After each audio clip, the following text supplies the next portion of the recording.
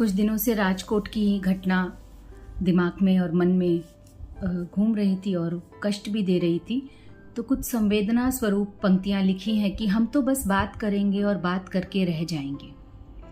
हम तो बस बात करेंगे और बात करके रह जाएंगे और भूल जाएंगे, पर जिंदा भस्म हो गए जिनके नौनिहाल, जिंदा भस्म हो गए जिनके नौनिहाल, क्या उनकी पीड़ा को महसूस कर पाएंगे? हम तो बस बात करेंगे और बात करके रह जाएंगे। खाना बनाते बनाते हल्की सी आंच पर, खाना बनाते बनाते हल्की सी आंच पर जल गई उंगलियां, उसकी तड़प ही तड़पा देती है। हम सबको पता है कि कभी कभी खाना बनाते बनाते कुछ गर्म छींटे हाथों पे लग जाते हैं, तो कितनी हमें अंदर तक तड़प हो जाती है कि उसकी तड़प ही तड़पा देती है। प्रचंड लपटों में जो जल गए जिंदा जिस्म, प्रचंड लपटों में जो जल गए जिंदा जिस्म, क्या उनकी पीड़ा को हम महसूस कर पाएंगे, समझ पाएंगे?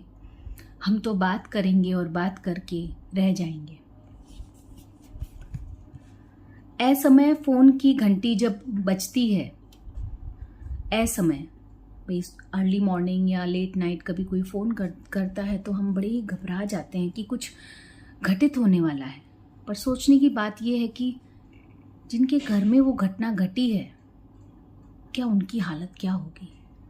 तो असमय फ़ोन की घंटी जब बजती है, अमंगल समाचार की आशंका से डर जाता है मन। उस आंगन के सूनेपन को, उस परिवार के हृदय की पीड़ा को क्या हम 0.5% भी समझ पाएंगे? हम तो बस बात करेंगे, बात करके रह जाएंगे। मैं मानती हूं कि पीड़ा के घूंट जिसके भाग्य में लिखे हैं पीने पड़ते हैं। पीड़ा के घूंट जिसके भाग्य में लिखे हैं पीने पड़ते हैं, वो तो पिएगा ही, पर मानव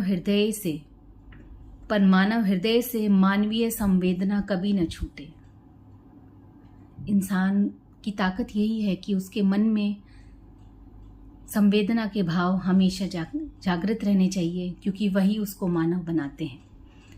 मानव हृदय से मानवीय संवेदना कभी न छूटे।